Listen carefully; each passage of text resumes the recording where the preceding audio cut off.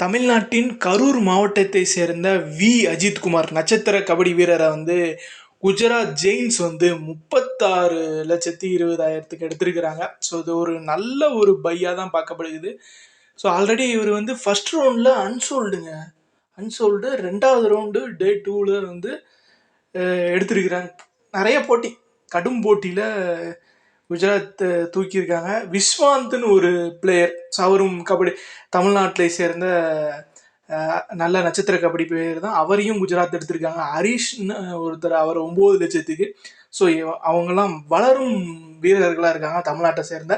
So தமிழ்நாட்டை சேர்ந்தவங்க கிட்டத்தட்ட நிறைய பேர் குஜராத் ஜெயின்ஸில் இருக்காங்கன்னு தெரிவிச்சுக்கலாம். எப்படி நம்ம இப்போ ஐபிஎல்ல குஜராத் டைட்டன்ஸில் இருக்காங்களோ அதே மாதிரி குஜராத் ஜெயின்ஸில் தமிழக வீரரில் இருக்கலாம்.